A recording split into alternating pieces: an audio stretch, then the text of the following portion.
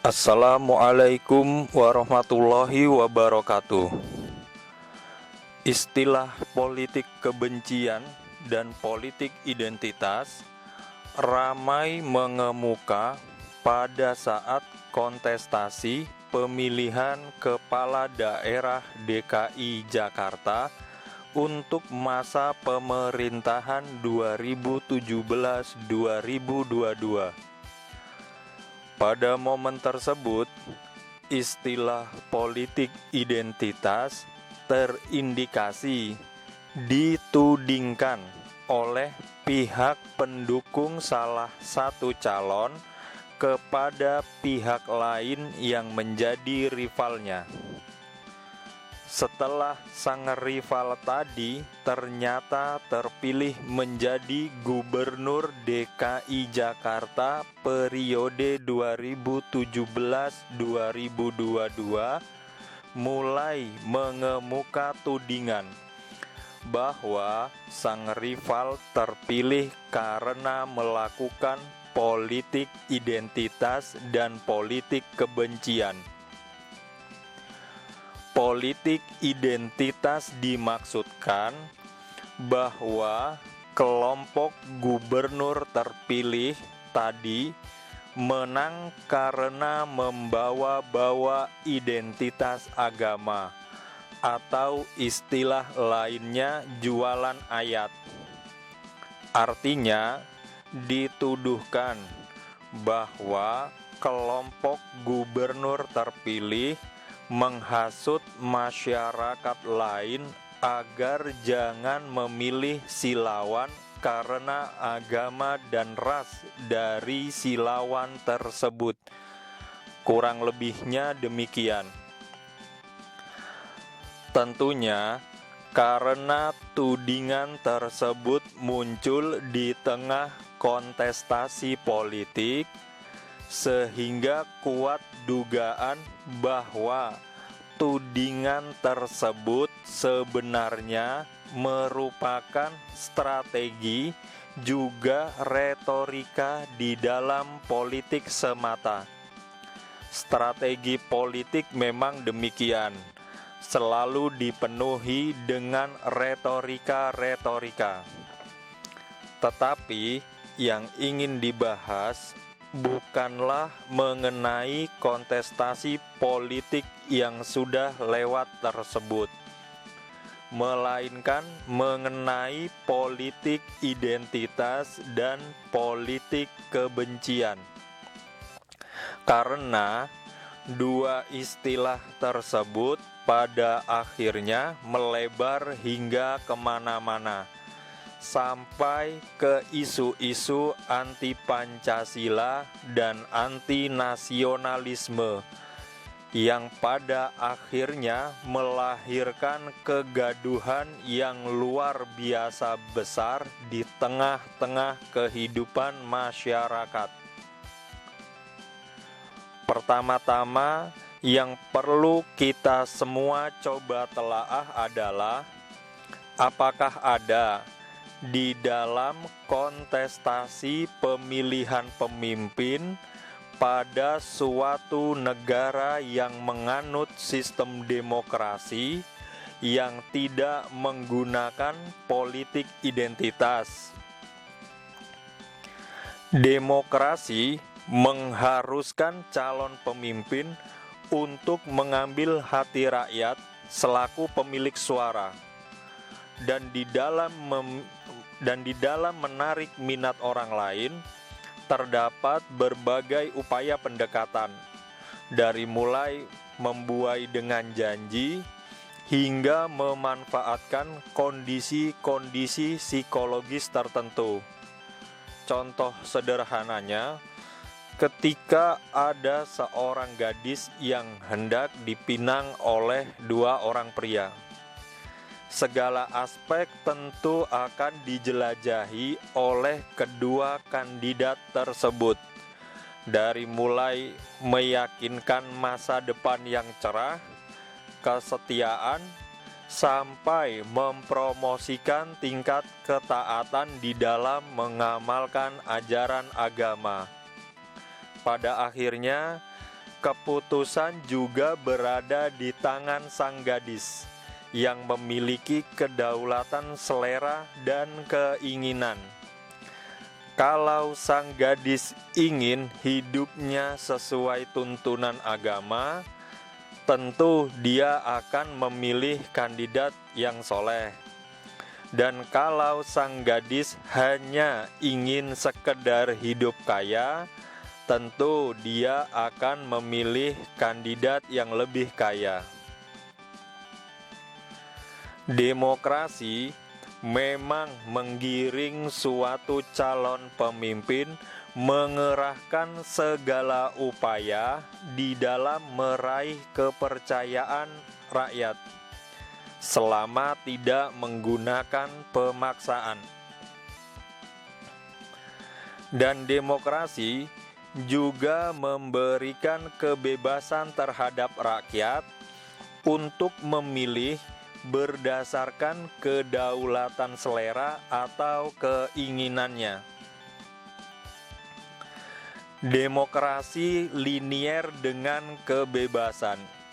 Jadi, kalau memang konsisten menyatakan bahwa sistem demokrasi adalah sistem terbaik, maka harus bersikap dewasa di dalam menjalankannya. Jangan kaget dengan politik identitas, karena hal tersebut memang suatu keniscayaan di dalam sistem demokrasi.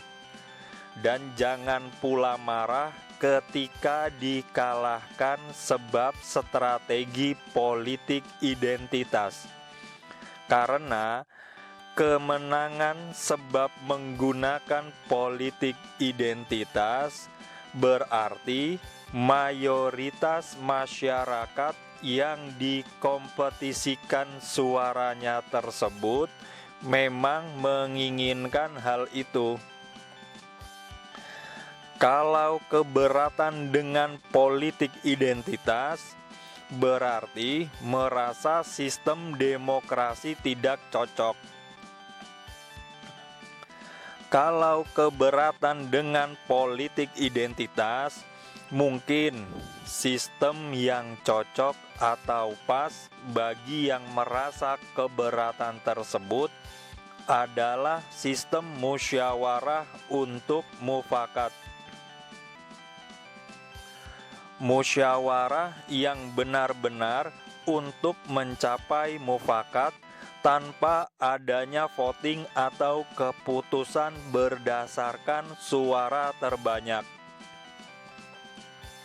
Bahkan, ketika pemilihan presiden 2019 kemarin, politik identitas juga digunakan oleh semua pihak di dalam kontestasi. Pihak 01 dari NU mengkampanyekan, kalau nanti 02 yang menang, maka tidak ada tahlil di istana. Itu sudah bentuk politik identitas. Pihak 02 juga mengkampanyekan, kalau nanti 01 yang menang, komunis bangkit lagi misalnya. Itu pun politik identitas. Sering pula di dalam pemilihan kepala-kepala daerah, status sebagai putra daerah dikemukakan demi meraih suara. Di media sosial pun sempat beredar potongan video seorang guru besar ilmu hukum sedang menyampaikan pemaparan yang sepertinya di dalam suatu kegiatan keagamaan. Sang guru besar tersebut menjelaskan bahwa ia turut andil memperjuangkan amandemen salah satu ketentuan di dalam Undang-Undang Dasar 1945, sehingga nantinya dengan dasar ketentuan hasil amandemen tersebut, secara konstitusi suatu ras tertentu di Indonesia dimungkinkan untuk menjadi presiden. Dan sang guru besar tersebut juga memberikan motivasi kepada ras tertentu yang dimaksud agar tetap menjaga optimisme bahwa suatu saat nanti bisa ada pemimpin Indonesia yang berasal dari ras tersebut. Sang guru besar juga mengutip kitab suci agama yang dianutnya ketika memberi motivasi tersebut. Bukankah yang dilakukan oleh sang guru besar itu juga merupakan bentuk memperjuangkan identitas golongannya? Artinya, bukankah yang dilakukan oleh sang guru besar tersebut juga merupakan bentuk dari politik identitas? Kemudian, bahkan di negara yang disebut sebagai kiblatnya demokrasi seperti Amerika Serikat, politik identitas pun digunakan. Seperti ketika Donald Trump terpilih menjadi presiden Amerika Serikat, slogan yang digunakan adalah Make America Great Again. Juga secara terang-terangan Om Donald mewacanakan kalau ia terpilih akan mengusir imigran-imigran yang suka membuat onar di Amerika Serikat. Om Donald menggunakan sentimen kulit putih sebagai strategi politiknya ketika itu. Dan itu adalah bentuk dari politik identitas. Donald Trump pun akhirnya berhasil terpilih sebagai presiden Amerika Serikat. Di Amerika Serikat pun ada Partai Kristen sayap kanan, yang salah satu tokohnya bahkan pernah terpilih menjadi presiden Amerika Serikat, yaitu Ronald Reagan. Jadi, di dalam sistem negara demokrasi, politik identitas adalah suatu keniscayaan, suatu kewajaran.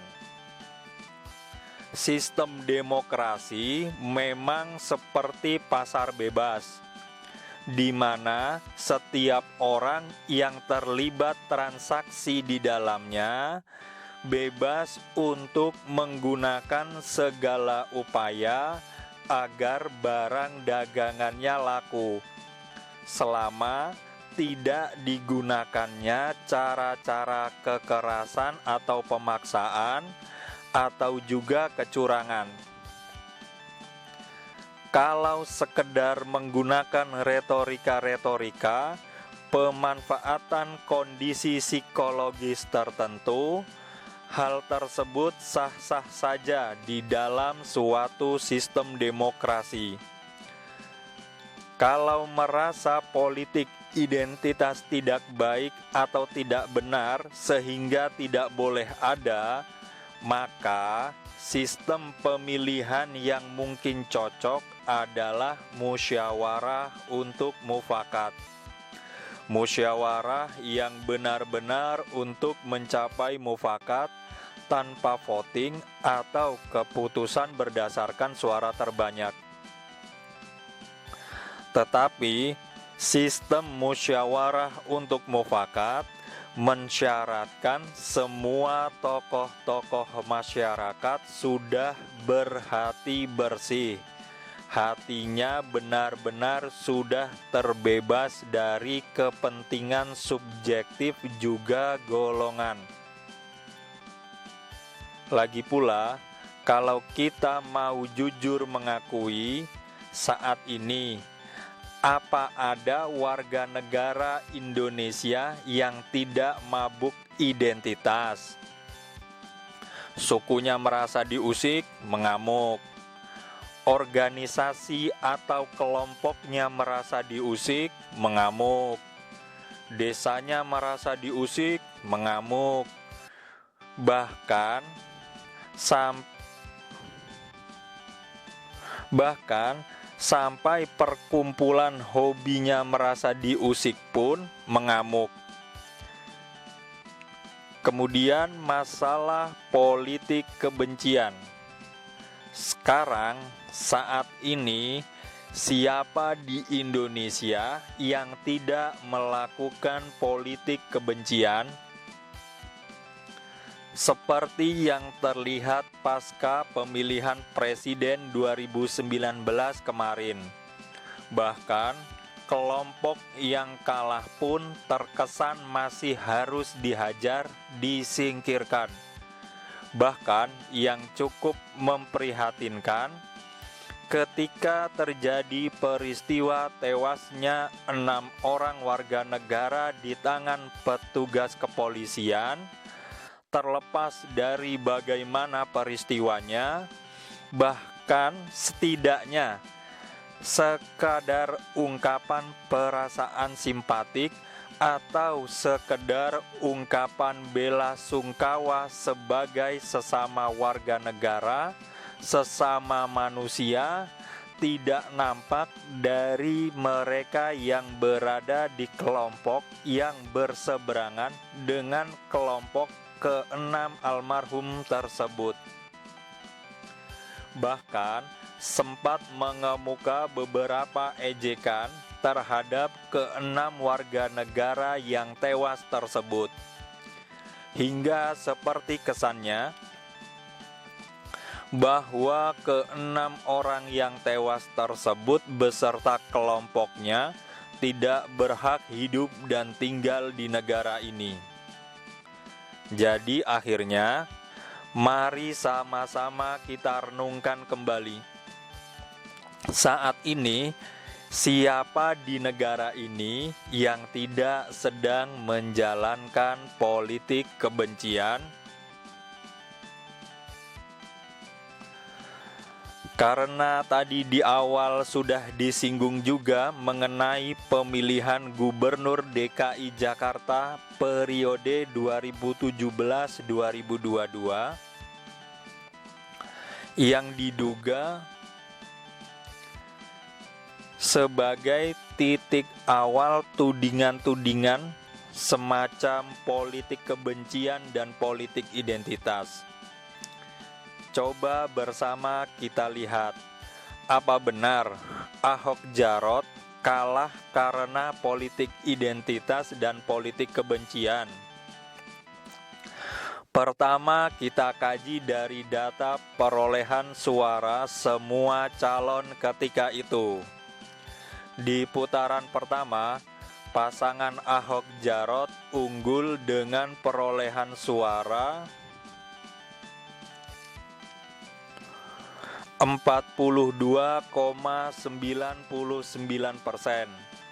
Disusul kemudian pasangan Anies Sandi dengan perolehan suara 39,95%. Kemudian pasangan Agus Silvi dengan perolehan suara 17,06%. Lalu di putaran kedua, pasangan Ahok Jarot memperoleh suara yang relatif sama, yaitu 42,04%. Dan pasangan Anies Sandi memperoleh suara 57,96%. Kalau diperhatikan dari data perolehan suara tersebut, kemenangan Anies Sandi sebenarnya dikarenakan adanya limpahan suara dari pendukung Agus Silvi. Kalau dilihat dari data suara tersebut, perolehan suara Anies Sandi di putaran kedua adalah perolehan suara mereka di putaran pertama ditambah perolehan suara Agus Silvi. Lalu, mengapa suara pendukung Agus Silvi bisa beralih ke Anies Sandi? Padahal Kalau dilihat dari karakteristiknya, sebenarnya simpatisan Agus Silvi lebih dekatnya ke Ahok Jarot. Simpatisan Agus Silvi, kalau diperhatikan, adalah milenial dari strata sosial menengah ke atas dengan pemahaman semi-semi liberal yang seharusnya dari karakteristik kemungkinan justru kontra dengan FPI beserta segenap aliansinya. Kalau diperhatikan dari karakteristiknya tersebut, sebenarnya atau seharusnya simpatisan Agus Silvi memberikan suaranya untuk Ahok Jarot di putaran kedua, atau minimal mereka golput. Kalau hal-hal itu yang terjadi, kemungkinan pemenangnya adalah pasangan Ahok Jarot. Lantas, mengapa simpatisan Agus Silvi memberikan suaranya kepada Anis Sandi di putaran kedua? Kemungkinan hal tersebut dikarenakan besar dan dahsyatnya serangan yang ditujukan kepada pihak Agus Silvi. Dari mulai cacian bahwa nanti nasib Agus Harimurti akan seperti Bribtu Norman, yaitu sudah terlanjur berhenti dari kesatuan tetapi jadi semacam pengangguran, istilah gamblangnya. Kemudian adanya demo yang dilakukan oleh segelintir orang di kediaman Bapak SBY. Belum lagi tiba-tiba pihak keluarga Mpok Silvi harus berurusan dengan kepolisian, dan ada potensi suami atau bahkan Mpok Silvi sendiri untuk dipidanakan, yang mana kejadian-kejadian tersebut dibaca oleh pendukung Agus Silvi sebagai upaya tidak fair dari pihak lawan untuk menyingkirkan Agus Silvi. Dan pendukung Agus Silvi membacanya, pihak yang paling mungkin dapat juga memiliki kemampuan melakukan hal-hal tersebut adalah pihak Ahok Jarot, karena terindikasi bahwa pihak Ahok Jarot seperti di backup gabungan pemodal dan penguasa. Jadi, kalau dibaca berdasarkan data hasil perolehan suara serta diperkuat dengan peristiwa-peristiwa yang terjadi di awal-awal kontestasi, sebenarnya kekalahan Ahok Jarot bukanlah karena politik identitas, tetapi lebih disebabkan karena kesalahan tim Ahok Jarot di dalam membaca serta memetakan situasi politik ketika itu. Tim Ahok Jarot terkesan lebih menganggap Agus Silvi yang berpotensi menjadi hambatan besar dibanding Anis Sandi ketika itu. Lalu terindikasi seperti ada upaya tidak fair untuk menyingkirkan Agus Silvi, yang akhirnya dibaca oleh simpatisan Agus Silvi bahwa yang menjalankan upaya-upaya tidak fair untuk menyingkirkan Agus Silvi adalah pihak Ahok Jarot, dan akibatnya dukungan atau suara simpatisan Agus Silvi di putaran kedua diberikan kepada Anis Sandi. Coba misalkan seandainya ketika itu semua berjalan wajar-wajar saja, tidak ada indikasi dilakukan upaya-upaya tidak fair seperti yang tadi disebutkan, mungkin hasil pemilihan Gubernur DKI Jakarta kemarin pun akan berbeda. Tapi terlepas dari itu semua, umat Islam tentu paham semua adalah skenario dari Allah yang maha sempurna. Coba direnungkan, Ahok yang saat itu popularitasnya sangat tinggi, tertinggi bahkan, tiba-tiba seperti terpeleset lidah. Tidak ada angin, tidak ada hujan, sewaktu melakukan kunjungan kerja sebagai gubernur ke Pulau Seribu, tiba-tiba melakukan semacam kampanye tidak resmi dan mengutip surah Al-Maidah.